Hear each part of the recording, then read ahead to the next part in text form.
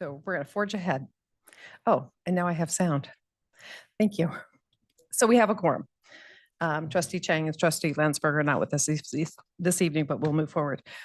We've just returned from closed session, at which we took no reportable action. So with that said, let's stand for the Pledge of Allegiance.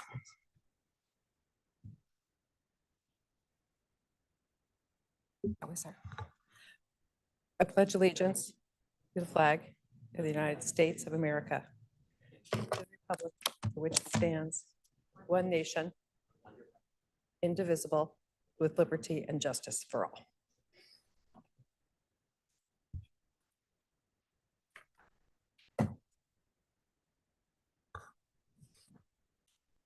Thank you. All right. First on our agenda, we have 3 separate sets of minutes to approve. Does anyone have any questions on any of those 3 sets of minutes? Not a question. I'd like to delete one word and replace it with another. On December 8th, I'm sorry. The December 8th minutes. So it's on page 7, paragraph 1, line 2, and just after the word of, delete this and just replace it with international. And I say that because when you read the phrase, it looks like I'm against all conferences, and I'm not.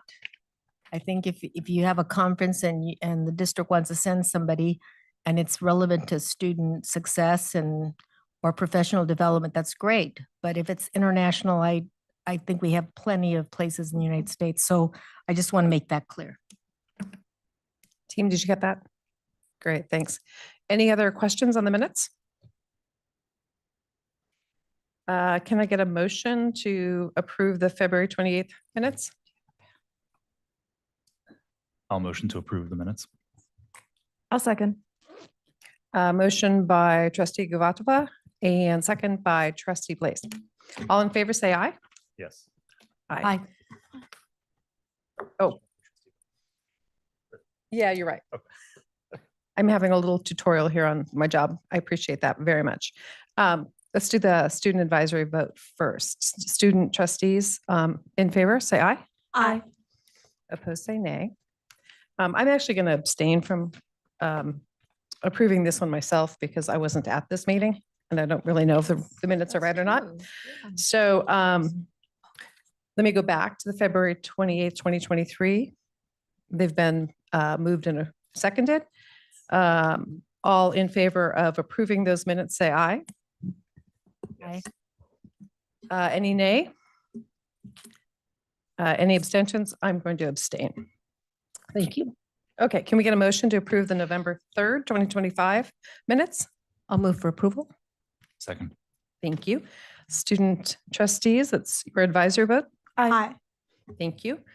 Trustees, all in favor, say aye. Yes. Aye. Aye. Any opposed, say nay. I think I heard all the ayes. Thank you.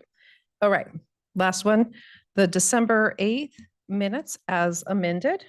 Any motion to approve those? I'll motion to approve as amended. Second. Thank you. Student trustees, what's your advisory vote? Aye. Thank you. Trustees, all in favor, say aye. Yes. Aye. Aye. Okay. Thank you very much. Minutes are approved. Now, I don't see any cards for public comment. Is that right? Okay, great. Thanks. Let's move on to the consent calendar. First, let's see if there's anything that we need to pull from the consent calendar. I wanted to pull item 4, the HR report.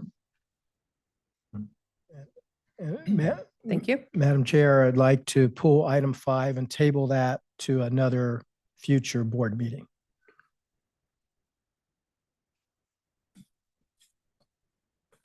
Got it. Any other items require attention to be pulled? Okay. Can I get a motion to approve 1 through 3 and 6 through 12?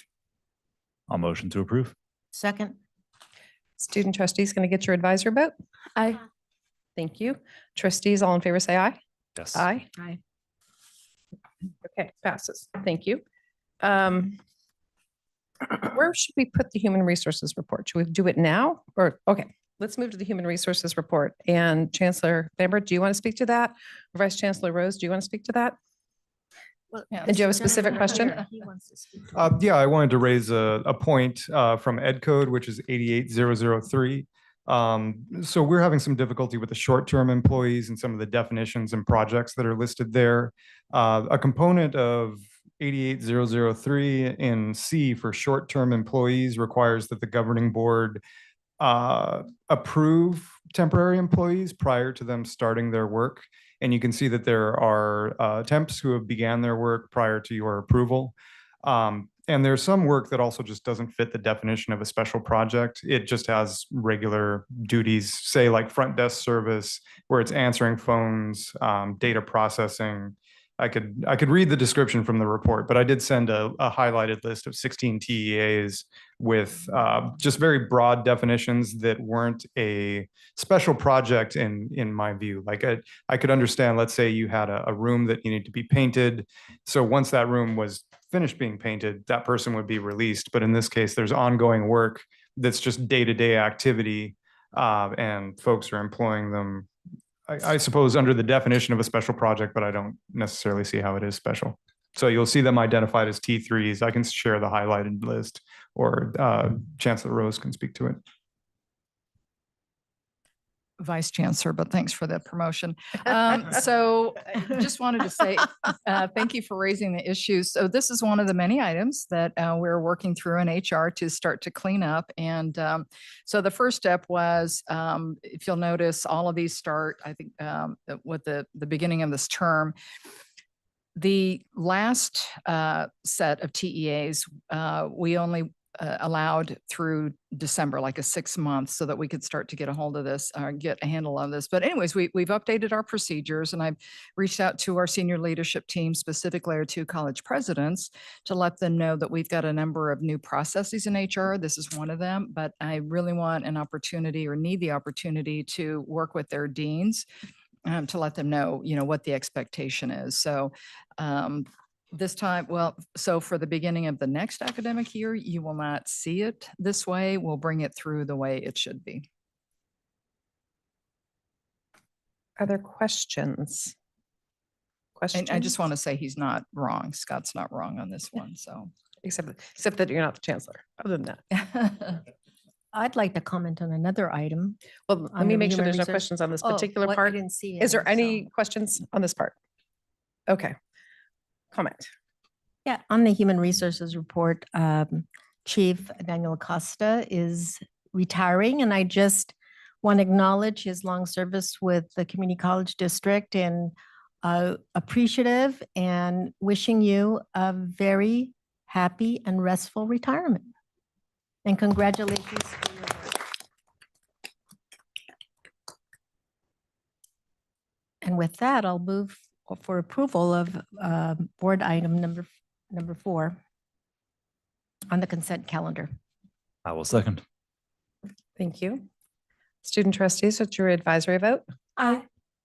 Trustees on favor, say aye. Yes. Aye. Great. Thank you. All right, that takes us to the board business section of our agenda. Item number 13. Madam Chair, this is an action item, but I thought we provide just some little additional background. So I've asked President Whalen just to provide some additional background and answer any questions the board members might have. Thank you very much. The report that you have is a follow-up report from our ACCJC visit last year, in which we received a compliance recommendation for the old standard 1B2, new standard 2A3 on the assessment of student learning outcomes. And the compliance recommendation is one that it comes after, certainly much work that has occurred at Foothill College, but there was a clear pause in the assessment of student learning that happened over the years. But this report surely demonstrates that we have a clear process in place and that it is being fully engaged by the faculty. And we can demonstrate that as of fall and positioning us well for the follow-up visit that will happen in March of 2026. It was certainly a time back even when I was doing the work on student learning outcomes in which compliance recommendations around student learning outcomes were common. Now they might often be a core inquiry, but don't show up often as a recommendation. But we were also told by our vice chancellor at the ACCJC that there's an expectation among commissioners now that the processes at the colleges are quite mature. And so we should not anticipate much grace on this. The good news is that we have exceptional faculty leadership, and that exceptional leadership resulted in a process that brought many faculty to the table with broad input and a lot of buy-in. And it also exceptional leadership that came in the form of appointing a highly regarded faculty member to lead the faculty ongoing. That then shows up the numbers that you see in the report, that nearly 99.9% of faculty engaged the process during the fall quarter. So again, we feel well positioned to do well in the follow-up report. And besides that, there are many unsung heroes that deserve a platinum record that are supporting this process by way of our classified professionals, including Kemi Ishikawa, including Kalea Hill, Helen Graves, and Paula Shales stand out front and center to me. And I would like to thank our Vice President of Instruction, Stacy Gleixner, who has provided steady leadership through this compliance recommendation. So that's my introduction. And you have many of the leaders doing this work in the room. Together, we can answer any questions you may have. Thank you. Do we have questions? Well, I mean, I know I have questions because the state has required this of us. But what about the ramifications of the federal government? Do we see that down the line of, because they don't want us to look at this. So there might be some future changes. So thank God we're committed to this process right now, but who knows down the line? I guess my question is that, does the faculty or the people involved in this think about that, about the future ramifications of the federal government maybe possibly telling us to stop looking into this? Well, the exceptional faculty leadership that I was talking about is in this room. It is Dr. Villanueva. Would you like to comment on that, Voltaire? Yes. So, I mean, I'm really proud of our faculty that have engaged in this process. So if you were to look at this and contrast it to previous iterations of the student learning outcome process, this process was built from the ground up from faculty with the intention of our students. And so, yes, despite what is happening in the world, our desire is to make sure that our students succeed here at Foothill College. And so that is the focus that we brought, an intention that we brought to this space when we started designing this. So when we started, we knew that we were out of compliance on this issue. And so we decided to approach this in a way that, like, okay, faculty, how do you want this to work to make it work for us? And so that's how we approach this work in designing it from the faculty perspective with the faculty that are in the spaces that are doing this work. And so with that intention that our students are that we want our students to succeed, that's how we crafted and developed what you see in the document in front of you. So we are aware of what is happening in the larger landscape, but at the same time, the intention is to make sure that our students succeed. And Absolutely. to my knowledge, I haven't heard much federal, for lack of a better word, I'd say chatter that is looking at the accreditation standards on assessment of student learning outcome, even though there are, of course, large conversations that are happening about accrediting agencies and accreditation in general. But I don't know if perhaps Vice Chancellor Gohar Mumjan, who worked in that space for many, many years, knows more.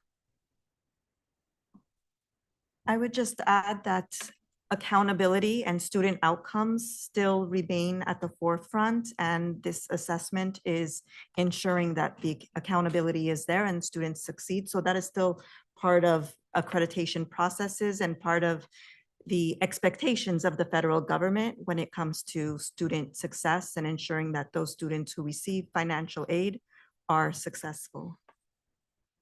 And Trustee Casas, I just want to add to that.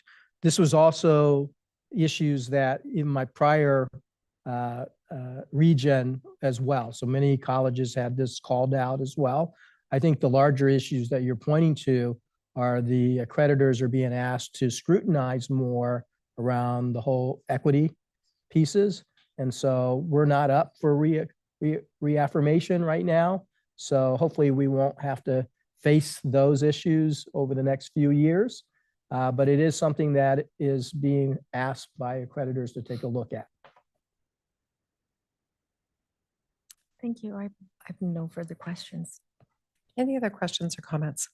I do want to make a comment. I did mention how proud I am of our faculty at Foothill, and I do want to acknowledge Dolores Davison, who is our student learning outcome coordinator, and prior to that, Allison Mizan, who helped with kind of developing the idea of how student learning outcomes should look like on our campus. And then we also have our faculty serving faculty.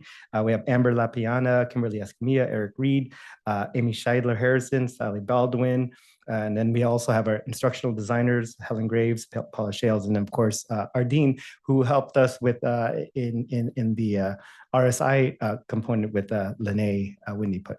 So I want to thank them in helping us to get where we are today. And again, this is something that I'm very proud of, that was faculty driven, and I encourage, and I definitely encourage you to vote this up. Thank you. Thank you for sharing the names with us. This is great work. Thanks. I don't have any public comment cards. So we'll need a motion to approve this follow-up report. I'll make a motion to approve this report. I will second. Student trustees, what's your advisory vote?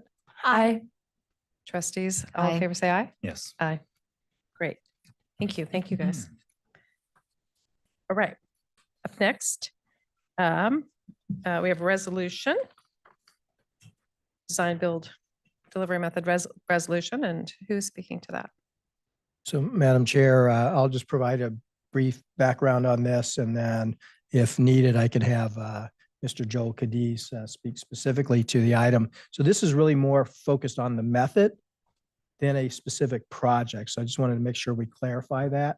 And so because we have a number of projects that would fall under this umbrella, this would help us to accelerate some of those needs, but specific projects will still come before the board. And I don't know if you wanted to add to that or not.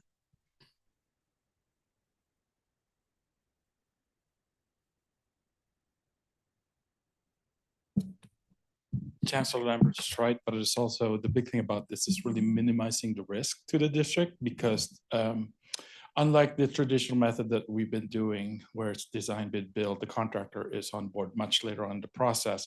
In this process, the contractor is at the very beginning with the designer, so they identify immediately things that potentially can go wrong. So hence, it really minimizes the risk of the district. Thank you. Do we have questions? Questions? Does anybody want to make a motion to approve resolution 2026-01? Make a motion to approve board business item 14. I will second.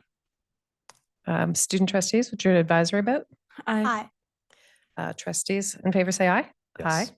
Could you Great. repeat who made the motion? Trustee Casas. Okay, thank you. Okay, great. Thank you. Board item number 15. So Madam Chair, this is a really exciting item for the college as we push forward with the board's sustainability goals. And getting a baseline set of data really requires us to put in place a more effective building automation system. and then standardize that. And so what this really does is allows us to work with a particular company to begin that process. I did get an early preview. This is really bringing forward the digital twinning, the AI, and all of that into the mix. So I don't know if Joel, you wanted to add any more to this?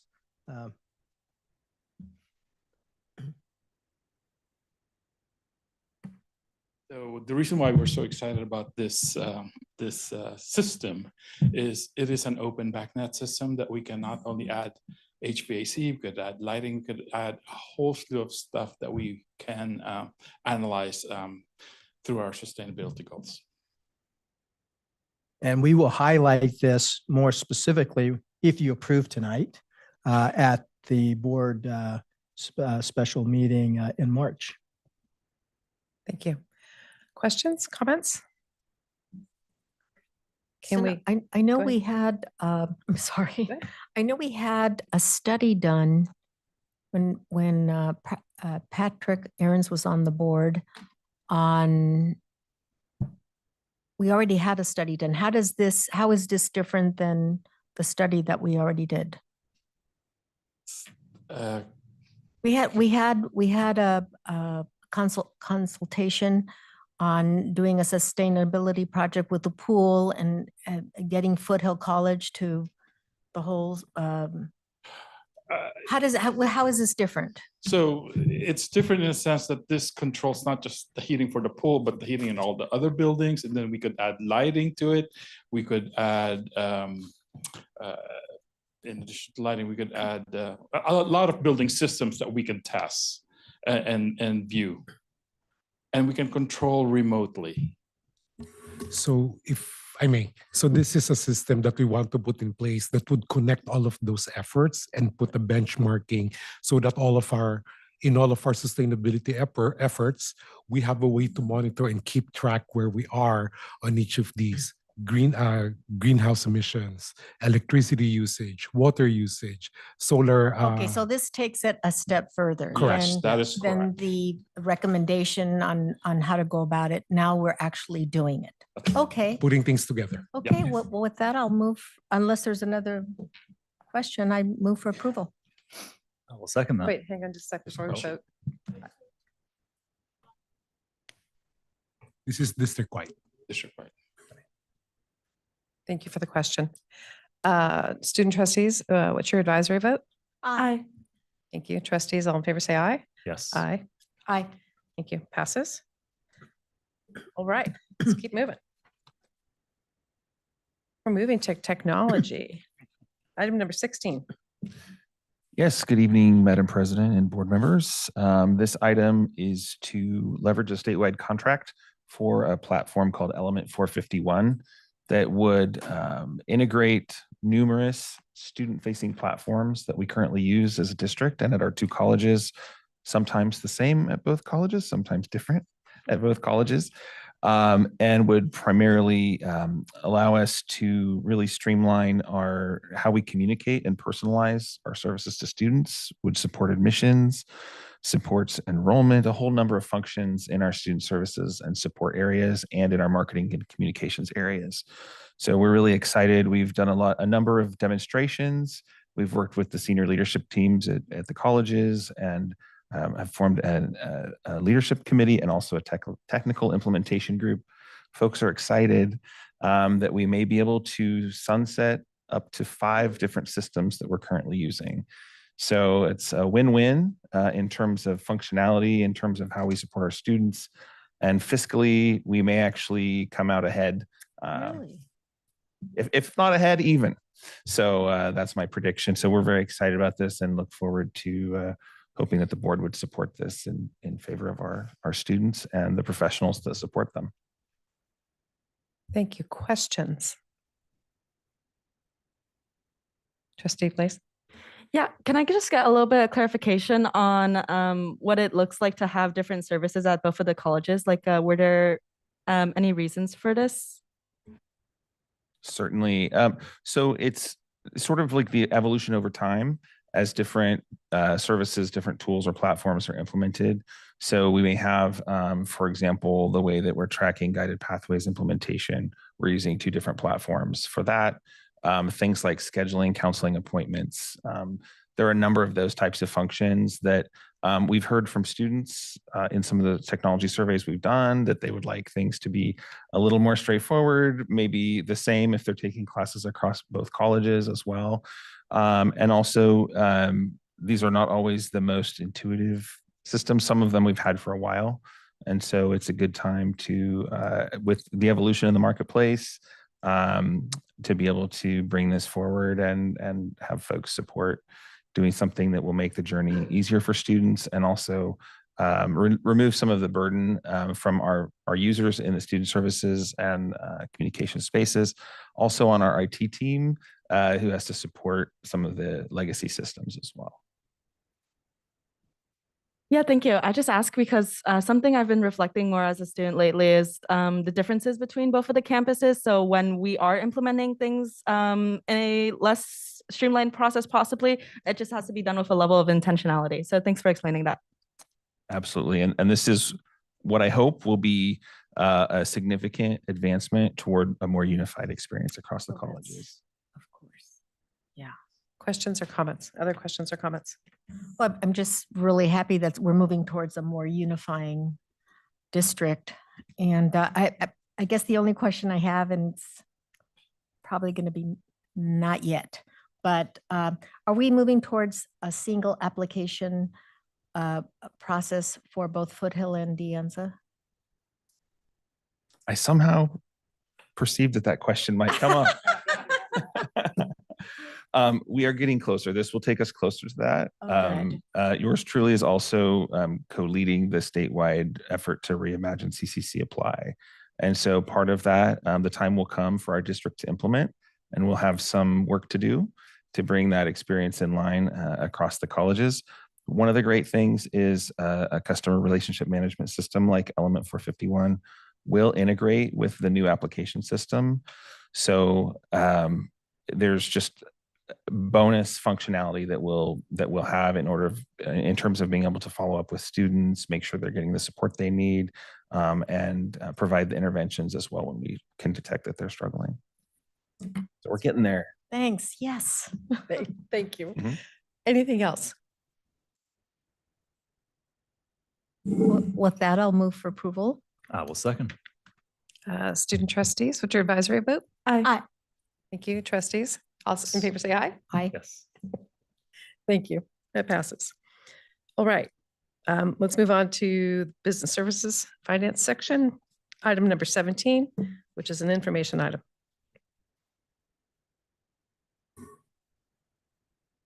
So this is just a monthly update to the board until we finish the replacement or fix of the roof at building 4 at the McCullen Terraces. So as required by the emergency resolution, we will continue to give you an update until we finish or complete the repairs that we have to do for the roof. Did we have to provide housing for while you did the repairs? That is correct. We already relocated temporarily the Okay. tenants that were living in that building in another complex. And the expenses of that, is that covered by insurance or anything like that? We are working with insurance right now with property liability to see if it is covered. However, though, It's very probably tough. not. I'm telling you, it's because- very tough. Yep. Yes, but thank you. Thank you. Any other questions or comments? I think student trustee Zhu lives in the complex. Okay, just a comment.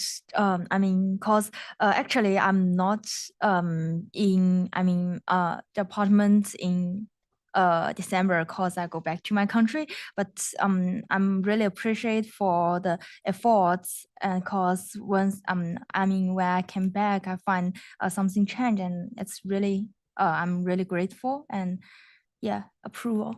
I want to approve it. Great, thanks. This is an information item, so it doesn't require any approval. But before we move to the next, anything else? Go once, going twice. Chancellor Lambert, you're touching your speaker? Okay. Mike? Okay. All right. Thanks. Let's move on to the human resources section. Item number 18, which is an action item. Vice Chancellor Vice Rose, Chancellor any Rose? background? Yes, this is a correction from the item that the board approved in December. And these are a couple of components of the CSEA collective bargaining agreement that I failed to bring forward in December. And these are critical because especially the one that gets rid of, I think it's a service recognition award, which PERS had determined to not be pensionable and replaced with a longevity language. So anyway, so this isn't anything outside of what the board has already approved. More importantly, there's no additional funding that's associated with this item. Thank you. Any questions or comments?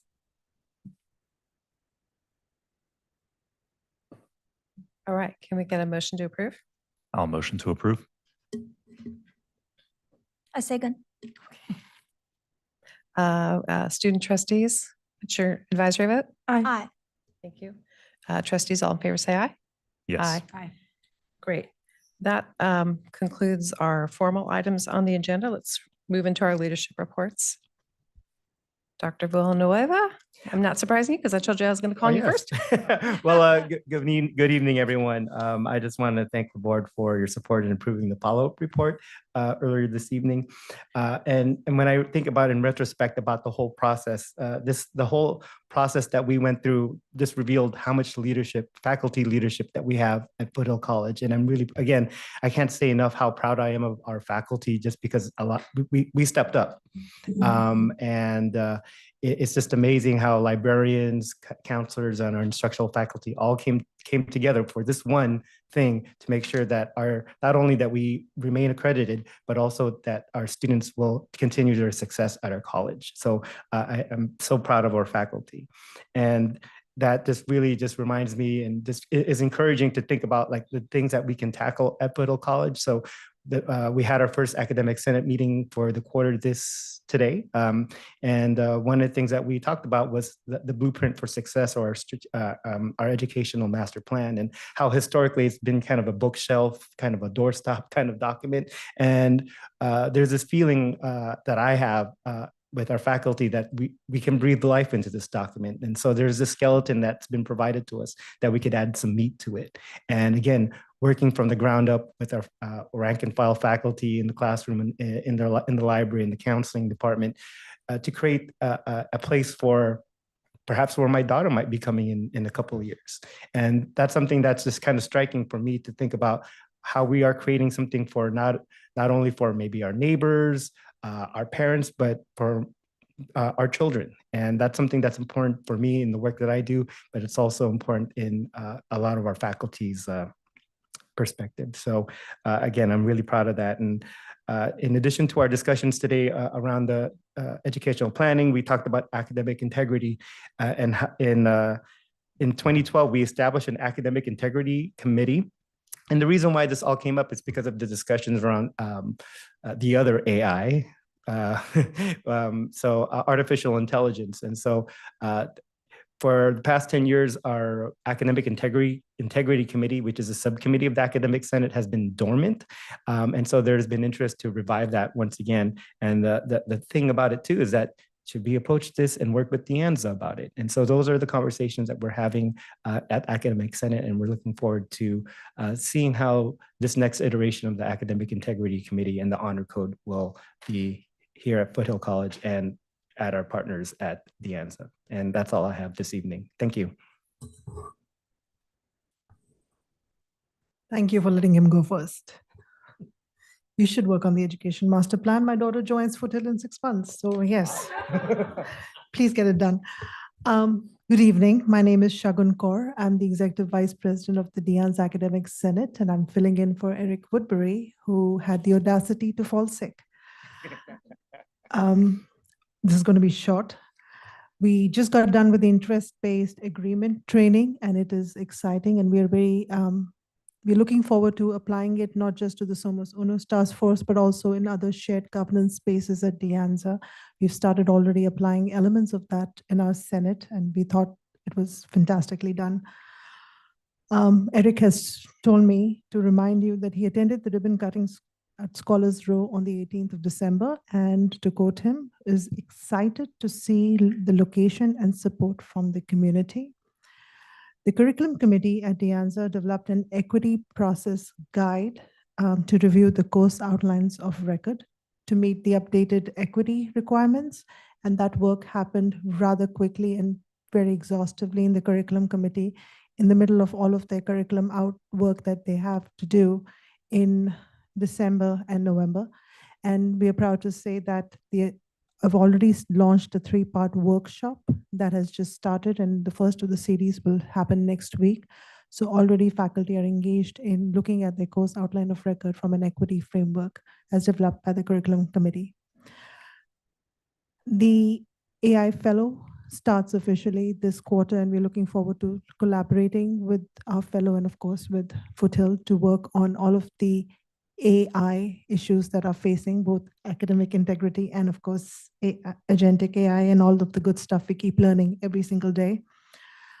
I'm proud to report that the first zero textbook cost degree of mathematics at De Anza was launched successfully in fall on schedule.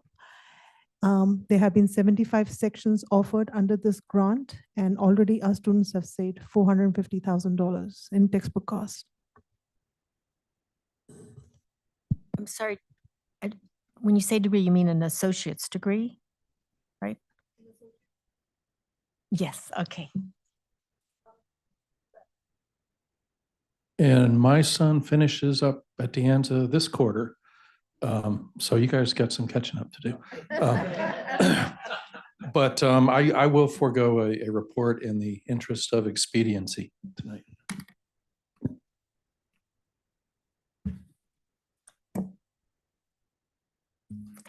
Hi, everyone. Vanessa Santillan with Classified Senate at Foothill College. My update today is related to a couple of the ongoing happenings that we are leading throughout this winter quarter as Classified Senate.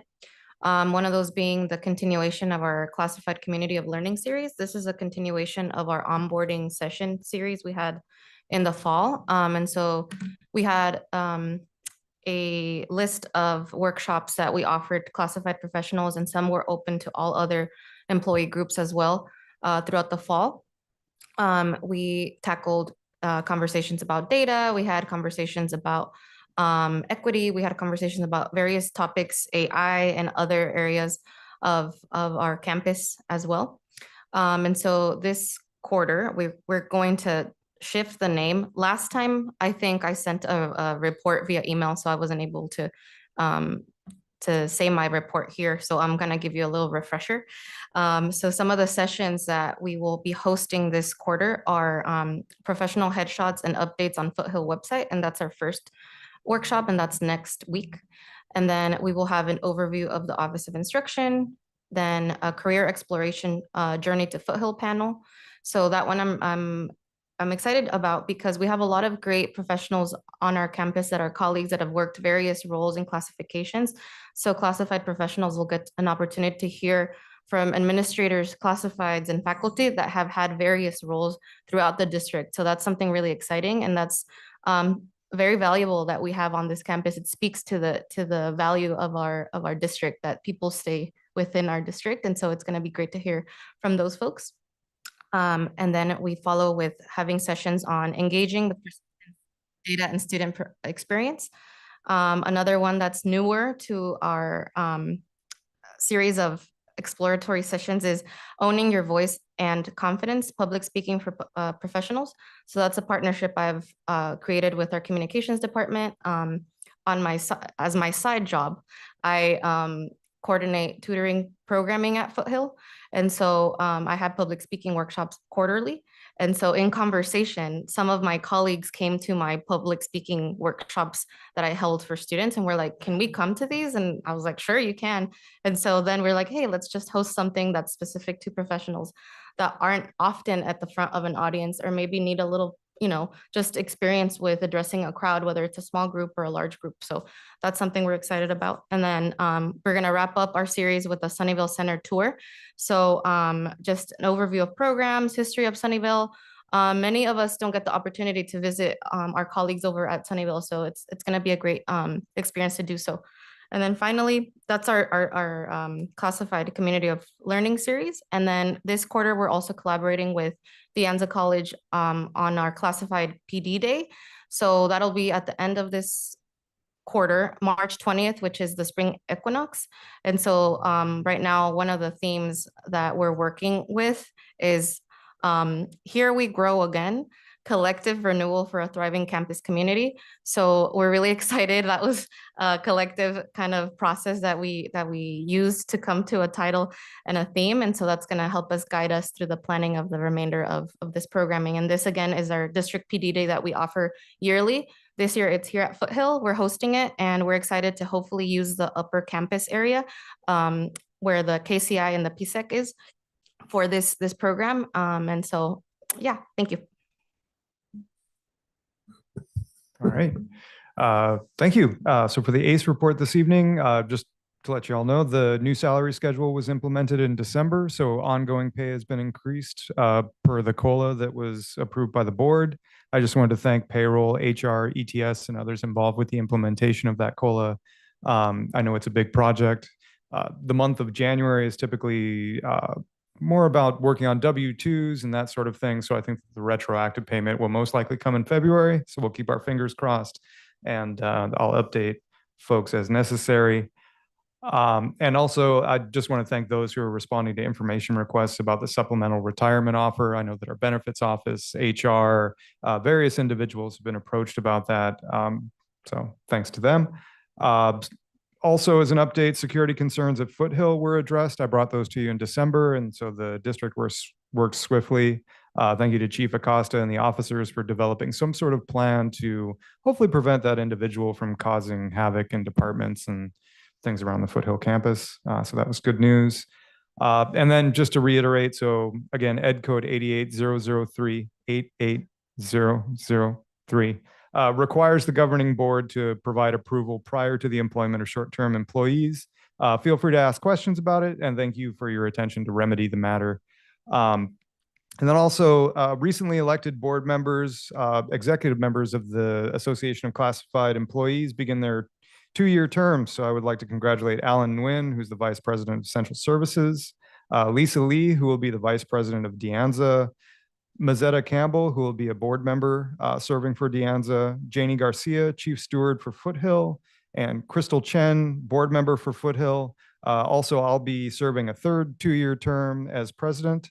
And then we have a board member training that's coming up on January 21st to just root people in what the requirements are and how we all work together. So I look forward to talking to you all. Happy New Year and welcome to 2026.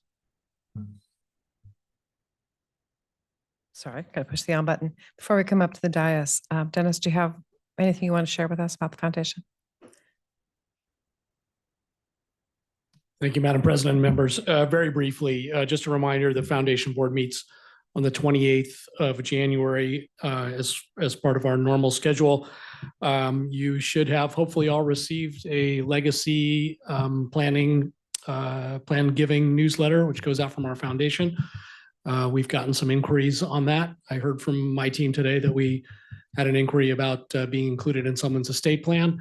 And the second inquiry was, please take me off your mailing list. So we'll take the first one and acknowledge the second one.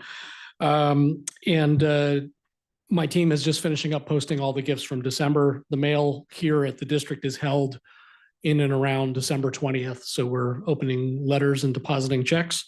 And finally, we're on Instagram as a foundation. So if you're not already following the foundation on Instagram, please do so. Thank you. Thank you. Chancellor Lambert. Yes, Madam President. I want first and foremost, I want to say Happy New Year's to everybody. And you're already hearing some of the great work that has gone into this prior year, which will continue on through this calendar year as well as the academic year. Also, Garrett's not here this evening, but Vice Chancellor Rose and President Torres and I were able to attend the CSEA Holiday Award Recognition event last month. If you want to go to a party, go to the CSEA Holiday Gathering. It was amazing, the amount of prizes and gifts that they provided. Also, I was asked to be on the Next Gen Education podcast, and the focus was on an AI innovation series in which I talked about the next 1,000 days. And so if you like, we'd be glad to send you a link to it.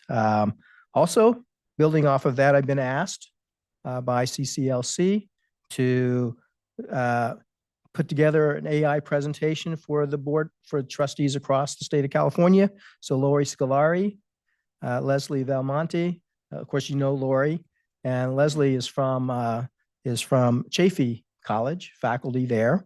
We will be working together to deliver that presentation later this month for trustees. And I want to just do a special thank you to Chris Custer for providing the technical support to pull all of this together. Folks will get exposed to digital twins, as well as a lot of exciting other things. So we want it to be very interactive. Also, as you heard mentioned, we are kicking off our resource allocation model. I want to thank Vice Chancellor De La Rosa, as well as our two presidents for their leadership and helping to guide and steward this process. And then the last thing is, I want to just say thank you, Chief Acosta, for your leadership and commitment to Foothill-De and your service to our district. Thank you. Wish you the best. Thank you all and Happy New Year. I'm reminded as I move to my board report of a graduation celebration that I went to soon after I joined the district, and it was for a community health worker certificate in which one of the honorees and graduates talked about credit for prior learning and how validated she felt that her experience in the field was being recognized by an academic institution. So in my report to you today, which you can find online, I'm just going to talk about 2 strategic updates and then offer you 2 invitations. I mentioned the credit for prior learning because Foothill was featured in the fall 2025 California Community Colleges Workforce and Economic Development quarterly newsletter. In particular, it was the way our apprenticeship programs are using credit for prior learning to accelerate apprentices towards degree.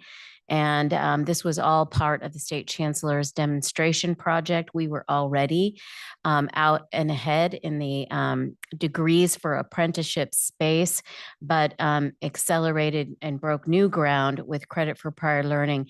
Over 800 apprentices have been recognized for credit for prior learning. So that number was fairly astounding to me, and really the impressive work from our workforce teams stationed over in Sunnyvale.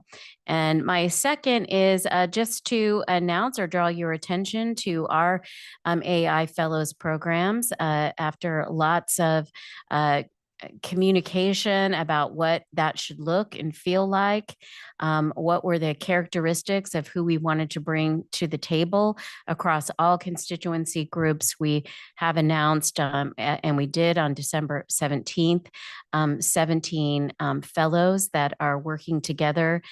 They're working with 4 different strategic areas, taking the deliverables and organizing them in 4 areas. They've already had their first meeting, and I really look forward to the way that they're going to, much like you heard Voltaire talk about among the faculty, to see the whole college supporting each other as they navigate both the promise and the tensions around AI and agentic AI, but also help position us to have an AI playbook that we move into the future, a model for continuing that support, all done in concert with one another.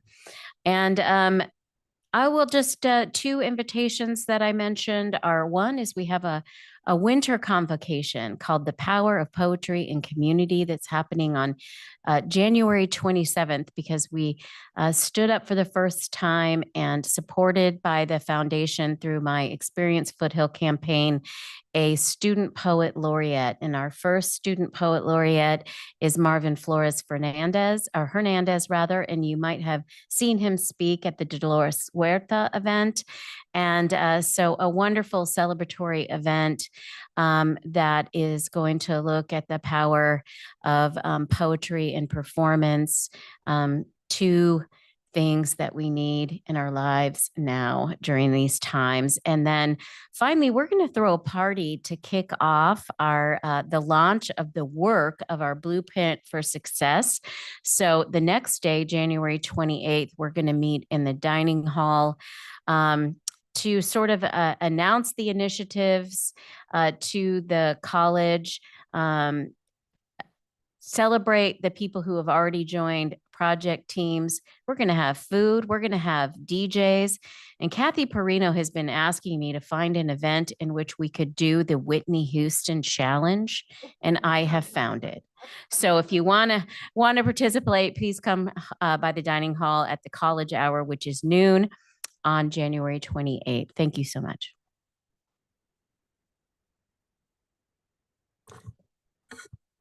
Happy New Year, everybody.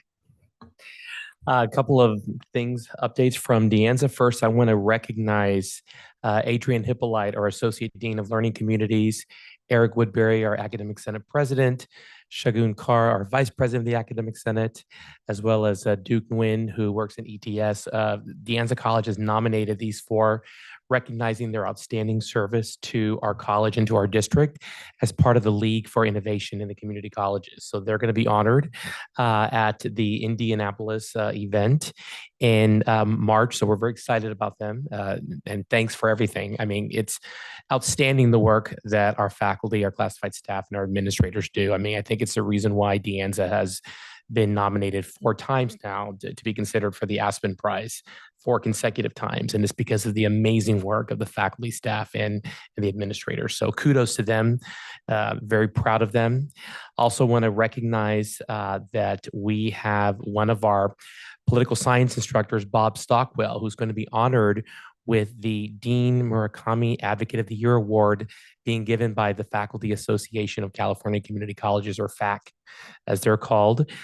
This award recognizes an outstanding faculty member who's given forth leadership, service, and commitment to public education and has made a difference not just locally and regionally, but statewide. So we're very proud of Bob, and congratulations to him. Also wanted to point out, you are invited later this week. We are going to be hosting once again the Silicon Valley Reads event this Thursday at De Anza at 7 p.m. in the VPAC. And before and after, depending on what time you get there, you can also visit our UFRAT museum, where we're going to have our exhibit called A Sense of Belonging, which I think is very critical given the times that we're in today. I want to also congratulate Chesa Caparas for her work in leading our AI faculty fellow work at De Anza and bringing everyone together. Also want to congratulate Eric Shagun and Dr. Ram Subramaniam, who are going to be leading our educational master plan work at De Anza. This is going to be a big year in working with all of our colleagues. And lastly, want to acknowledge the amazing work of our administrators. They've participated in several leadership academies. We recently had 2 at the end of the fall semester. They got to hear from the state chancellor's office, learning from both the chancellor's office as well as the Community College League of California on advocacy and legislation. And then most recently, this past Friday, the managers participated in the Institute for the Future, where we went to Palo Alto and we had an all-day experience really learning about what the next 10 years are going to entail in our society, and with this particular focus on education. So everyone's very excited. It's perfect timing given that we're going to be updating our educational master plan. And I've sent my report to the board. So there's a few other details that you're welcome to look at. Thank you.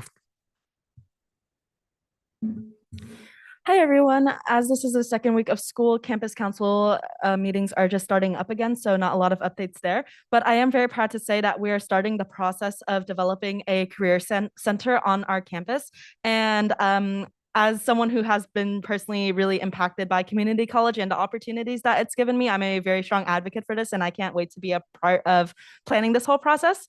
For other updates, January is Jewish Heritage Month, and a full calendar of events can be found online. Winter Club Day is also scheduled for Wednesday, the 21st, and from noon to 2 p.m.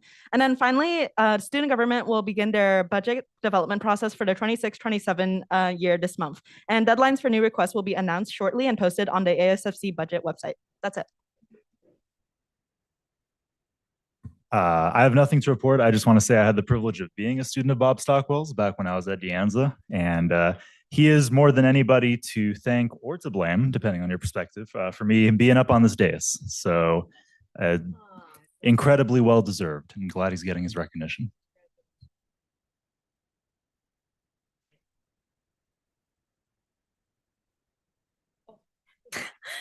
Okay.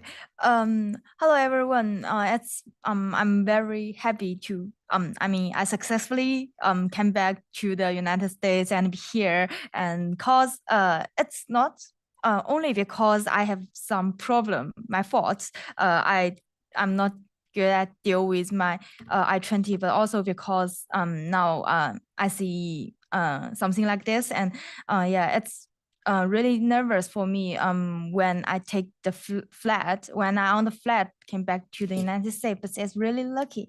And okay, and hope it's not too late. Happy New Year and Happy Christmas.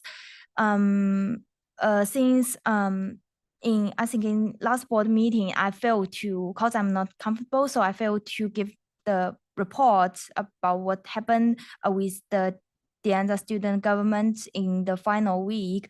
Okay. Just I want to like give a report about it. In the final week, the Anza student government hold 2 days events to distress the just a distress in the final weeks. We bring dogs to the meeting rooms, and we also bring some boba, and yeah, it's very happy and it's popular. And for this quarter, I only get the information that we will hold the winter quarter resources fair next week. And cause actually I don't get any more updates from the Discord about the student government. Yeah. But I'm really looking forward to it. And yeah, this week I think last week's, yeah, it's something happened to the college, and I just want to be here to show my respect and my appreciation to our president and also, yeah, I think maybe it will be a disaster with your email. And President Omar Torres, and also the president of the Anza student government, Javan, cause he write a long paper to explain the Anza's ideal and the Anza's ideas about the undocumented students. I'm really appreciated, and that's all. Thank you. Thank you. And I'll just reiterate, Trustee Zhu really got help from staff when she needed it during the break, and we got her back safely. So thank you very much to Haley, who helped her. Also, Happy New Year. Also, thank you, Chief Acosta, for your work. Happy retirement. I hope to be there someday soon too. I believe we're finished unless there's anything else for the good of the order. All right.